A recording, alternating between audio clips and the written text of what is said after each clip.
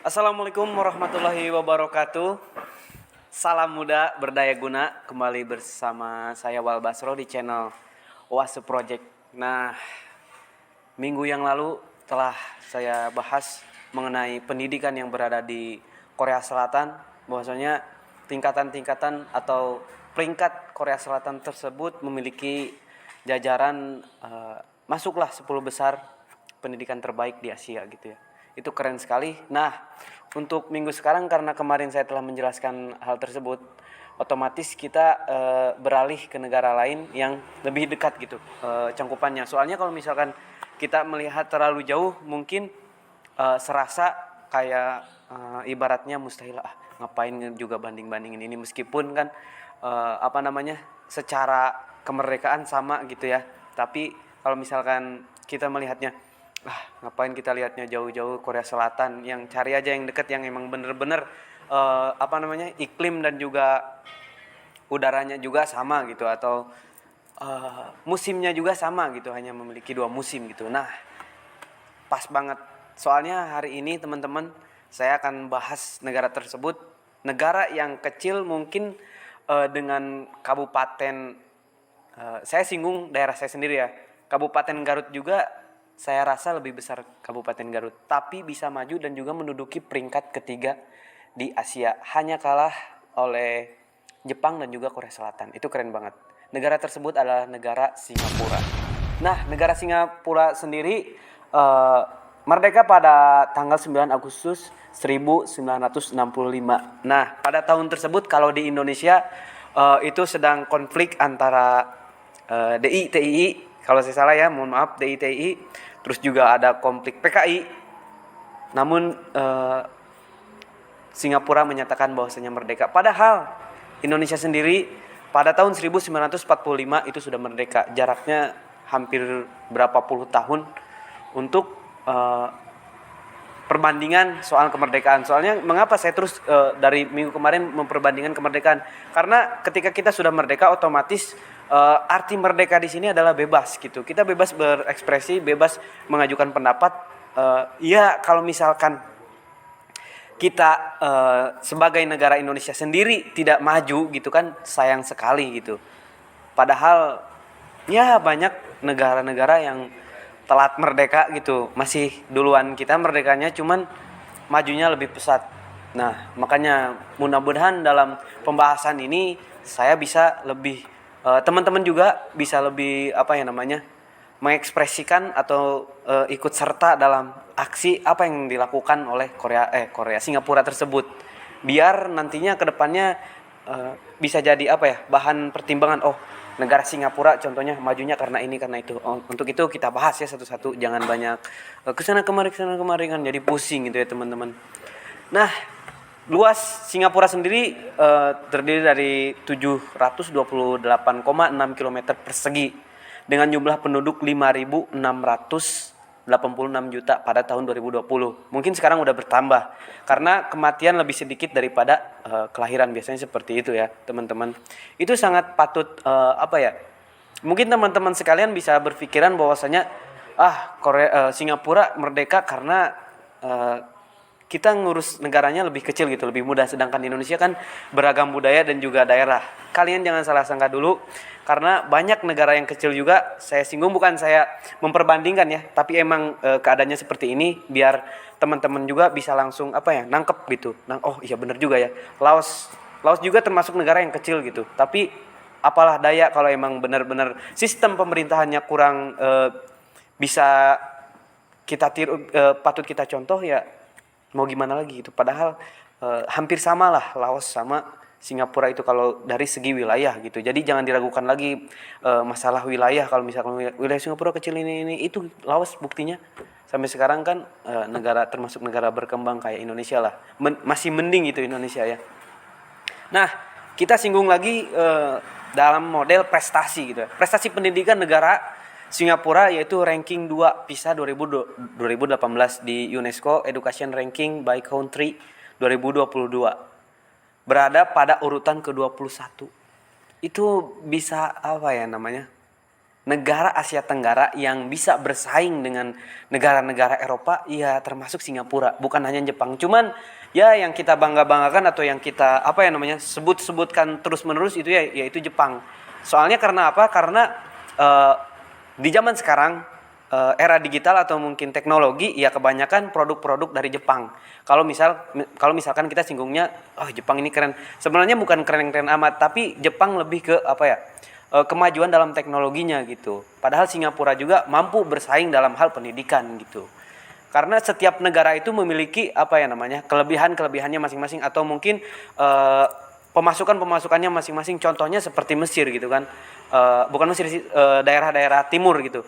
Terkenal dengan minyaknya gitu. Jadi tidak salah lagi kalau misalkan mereka tidak terlalu terkenal ya karena minyak sendiri bahan dasar lah, nggak kayak gadget atau apapun itu yang diproduksi oleh negara Jepang. Langsung saja jenjang pendidikan di Singapura. Nah ini saya keren juga ya.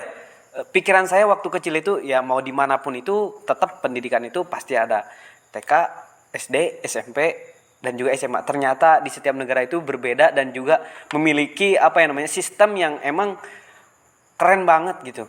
Nah, dalam pendidikan biasanya kan kalau misalkan di Indonesia itu ada yang namanya taman kanak-kanak atau mungkin PAUD atau biasanya RA. RA itu singkatan apa ya? Pokoknya RA ya. RA bukan RA Kartini. Langsung saja kalau di Singapura sendiri ada yang namanya prasekolah. Nah, namanya prasekolah untuk tingkatan taman kanak-kanak. Nah, untuk mendaftar prasekolah di Singapura, seorang anak itu harus berusia 3 sampai 6 tahun. Beda kalau dulu saya masuk TK tuh kalau nggak salah ya 4 tahunan, 3 tahun, 4 tahun. Namun karena saya otaknya di bawah rata-rata gitu ya, makanya saya lebih lama di TK tersebut karena pencernaan ilmu saya itu kurang gitu ya. Sampai-sampai ibu saya itu hampir setengah mati berpikir gimana ini anak ini biar semangat gitu ya belajarnya. Nah, prasekolah di Singapura juga menawarkan tempat penitipan anak. Keren banget. Jadi nggak cuma memfasilitasi sistem pendidikannya juga, tapi sistem penitipannya juga. Jadi ibaratnya aman lah dari yang namanya pencurian anak atau mungkin apapun itu udah aman dan ditanggung oleh prasekolah tersebut. Nah, biasanya diapresiasikan oleh yayasan, badan keagamaan, lembaga sosial, dan organisasi bisnis.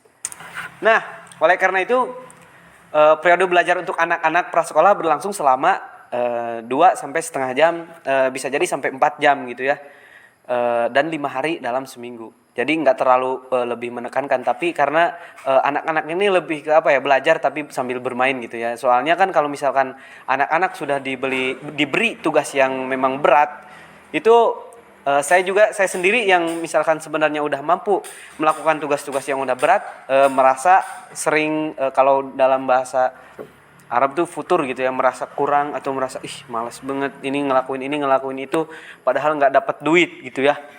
Tapi ya ini sistemnya jadi mereka ngerti lah. Namanya juga udah negara maju kan Singapura. Bahkan dulu negara Singapura termasuk negara terbersih di dunia. Sebelum Swiss kalau nggak salah ya. Karena penerapan secara pendidikannya tersebut keren gitu. Makanya wilayahnya tersebut keren gitu ya. Nah, kita lanjut ke sekolah dasar di Singapura gitu ya. Sekolah dasar di Singapura seperti di Indonesia, sekolah dasar di Singapura juga membutuhkan waktu 6 tahun. Nah, kalau ini sama gitu ya. Makanya itu untuk menyelesaikannya pada jenjang ini para siswa akan mempelajari bahasa Inggris, Mandarin dan juga Melayu. Mengapa di Singapura sendiri melakukan bahasa Mandarin? Karena kebanyakan di sana orang-orang bermata sipit, yang boleh itu Cina-Cina ya, kayak gitu ya. Makanya di sana menerapkan bahasa Mandarin dan juga Melayu, bahasa yang sering mereka pakai gitu. Nah, kalau Inggris sendiri ya saya telah bahas di video sebelumnya bahwasanya bahasa Inggris adalah bahasa internasional gitu. Matematika, musik, kesenian, olahraga dan juga ilmu pengetahuan sosial. Matematika yang diajarkan di sekolah dasar diadopsi dengan menggunakan materi-materi dari standar internasional. Makanya sering sekali bahwasanya pada waktu itu teman saya ikut olimpiade di Singapura, dan memang orang-orang Singapura sendiri kalau misalkan dalam hal perhitungan itu apa ya namanya, tidak patut diragukan lagi lah, udah keren-keren karena sistemnya sendiri udah dimulai dari sekolah dasar. Untuk itu kita juga bisa melihat bahwasanya dalam hal musik dan juga kesenian itu udah dilatih dari sekolah dasar. Kalau misalkan teman-teman juga tahulah kalau misalkan di sekolah dasar kita sendiri ketika kita melakukan kesenian pasti disuruh menggambar gitu. Menggambar dan menggambar. Kecuali kalau misalkan kita ingin meningkatkan kesenian tersebut ya uangnya juga harus bertambah gitu. Jadi enggak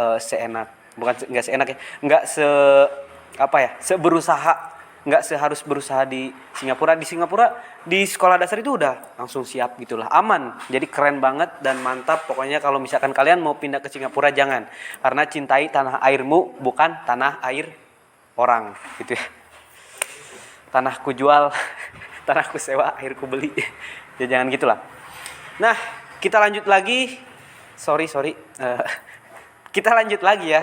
Di tingkatan, kalau di Indonesia sendiri kan ada yang namanya sekolah menengah pertama dan juga sekolah menengah atas itu. Bukan, kalau di sekolah saya kan dulu teman saya sekolahnya di depannya itu kuburan gitu ya, namanya SMK. Jadi dia tuh nyingkatinnya bukan sekolah menengah kejuruan tapi sekolah menghadap kuburan gitu ya.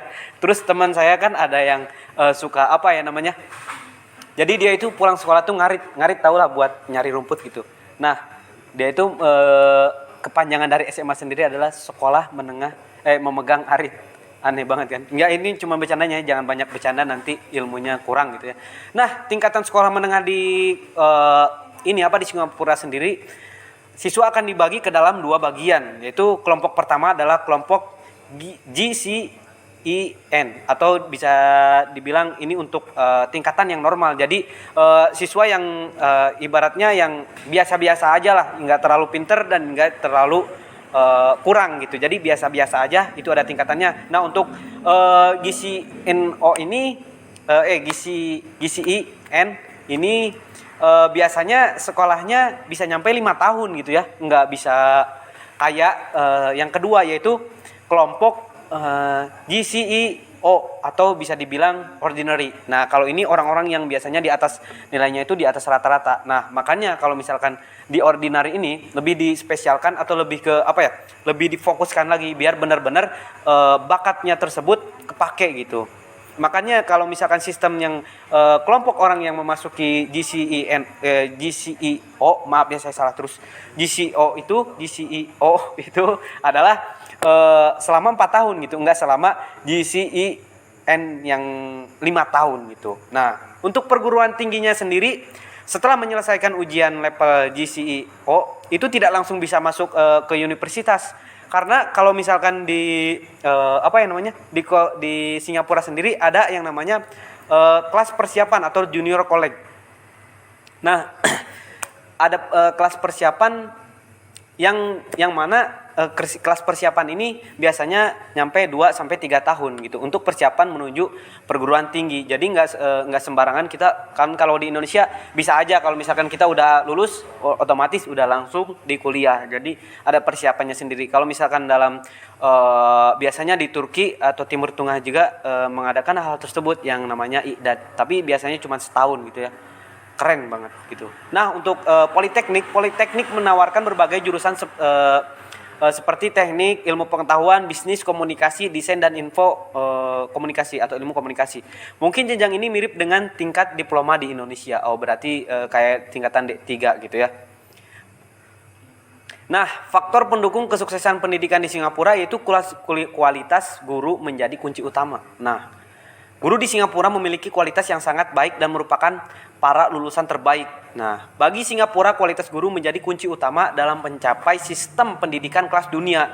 Bahkan untuk menambal kekurangan tenaga pengajar profesional, Singapura bahkan berani mengimpor guru untuk mendukung sistem pendidikan berkelas dunia. Makanya saya dulu pernah bercita-cita banget untuk kuliah di Singapura. Ya mungkin karena biaya dan juga usaha yang kurang gitu. biaya usaha dan doa yang kurang dari saya sendiri. Bukan saya menyalahkan kedua orang tua, ya saya sendiri balik ke diri saya sendiri yang kurang benar-benar pengen ke sana. Dulu itu saya pengen kuliah di NUS gitu ya, National University of Singapore, yang menduduki peringkat pertama di Asia. Keren banget. Dan juga yang kedua itu kalau nggak salah Nanyang Technological Singapura ya. Itu keren banget kuliahnya. Makanya saya pengen banget ke sana. Ya karena salah satu lulusan NUS sendiri banyak di Indonesia. Tapi saya tidak bisa menyebutkannya karena saya tidak tahu ya. Tapi itu ada serius gitu ya. Nah, pendidikannya sendiri untuk yang kedua itu memberikan fasilitas. Faktornya yang kedua yaitu memberikan fasilitas lengkap dan terbaik. Nah, fasilitas dan juga fasilitas dan sistem itu berpengaruh gitu. Oleh karena itu Singapura sendiri tidak melupakan hal tersebut. Fasilitas yang disediakan di Singapura, di setiap sekolah di Singapura merupakan yang terbaik, mulai dari ruang kelas, perpustakaan, fasilitas olahraga, kantin hingga ruang interaksi disediakan dan tertera dengan apik gitu. Jadi semua fasilitas di sana udah tersedia. Dan juga kerennya lagi di Singapura itu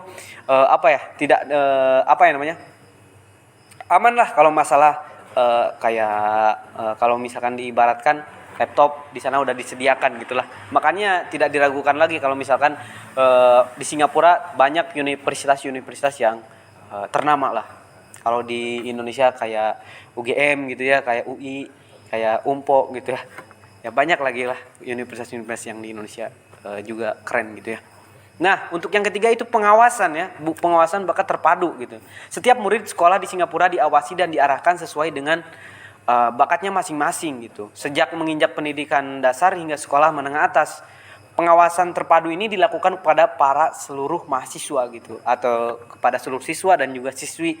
Dan hasil pantauan tersebut sekalian diarahkan untuk mendapat pendidikan yang cocok sesuai bakatnya. Jadi Singapura beda ya kalau misalkan di Korea Selatan kemarin minggu kemarin saya jelaskan bahwasanya di Korea Selatan tidak mementingkan sebuah bakat. Namun di Singapura sendiri bakat sudah diarahkan dari semenjak dini gitu ya, udah diarahkan. Kalau misalkan dia kelihatan nih suka nonton Persib gitu, nah dia harus jadi ketua penonton Persib. Enggak kayak gitu. Misalkan dia itu suka main bola gitu ya, dilihat dari dia cara dribble, dia cara passing gitu, dia cara bawa bola atau kayak gimana.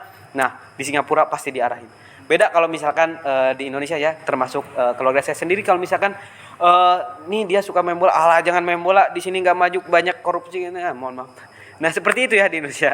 Jadi bukan saya menyalahkan ya, mungkin keadaannya emang realitasnya seperti itu. Kita tidak menyalahkan juga, namun kita bisa merubahnya kalau kita mau gitu ya. Lanjut lagi, biaya sekolah yang murah. Bayangkan gitu. Padahal di negara yang termasuk negara yang maju. Coba kita bandingkan dengan negara Jepang yang termasuk negara maju, namun biayanya juga termasuk mahal gitu ya, nggak murah. Tapi di Singapura ini selain negaranya yang maju, juga biayanya yang murah. Jadi siapa yang nggak mau gitu kuliah di Singapura gitu ya. Biaya sekolah di Singapura relatif murah dan mendapatkan subsidi dari pemerintah gitu. Biaya tersebut termasuk untuk menunjang kelancaran sekolah, transportasi dan sebagainya, itu udah ditanggung gitu. Jadi bukannya ditanggung, tapi lebih ke tidak membebankan kepada orang tua gitu ya, kepada anaknya sendiri. Karena ketika mau nggak mau, dulu saya sering dibilang sama seorang guru ataupun pengajar, dia bilang seperti ini, jangan memikirkan apapun, jangan memikirkan biaya atau apapun hal itu, karena itu udah ditanggung oleh orang tua. Kalian fokus aja belajar. Tapi kan sebagai anaknya sendiri atau sebagai kita yang sebagai murid, kita itu ngerasa ya kalau misalkan kita belum beres, aduh ya Allah, mau nggak mau kan itu udah otomatis gitu, udah fitrahnya kayak gitu. Jadi mau nggak mau gitu. Jadi solusinya bukan seperti itu, sebenarnya bukan cuman hal kata-kata doang gitu. Jangan mikirin ini, jangan ini udah urusan orang tua, jangan seperti itu. Tapi lakukan tindakan apa yang harus dilakukan oleh pemerintah, bukan hanya himbauan, tapi tindakannya nggak ada. Malah ujung-ujungnya minyak naik gitu kan, aneh. Duh, saya kesal juga, tapi nggak mau jangan mohon maaf, jangan ditangkap. Saya takut. Nah, mungkin itu saja dari tim Oase Project sendiri. Mohon maaf bila ada kesalahan, karena kesalahan itu keren banget. Karena ketika tidak ada kesalahan mungkin saya tidak mau berubah gitu ya. Jadi pelajaran juga buat saya sendiri ketika saya salah mengucapkan atau tutur kata yang kurang enak didengar oleh para, mungkin ada yang nonton di sana, para pegawai gitu atau apa ya, itu kantoran, kalian harus sadar ya, bukan malah mencaci saya gitu. Kalian harus sadar juga, saya juga sadar gitu. Karena kesadaran itu timbulnya dari hati yang paling dalam. Jadi cari gitu, apa sih kesalahan di pemerintahan Indonesia ini? Apa sih, mengapa sih rakyat itu terus-terusan gitu mengkritisi pemerintah? Kenapa gitu? Jangan cuman rakyat ini gimana ini, kalian kerja sendiri. Udahlah, terima kasih ya. Kalau ada salah kata mohon maaf. Salam muda, berdaya guna, dan juga jangan lupa ditulis kolom komentar kalian bila ada apa ya, pro dan kontranya gitu ya. Terima kasih. Assalamualaikum warahmatullahi wabarakatuh.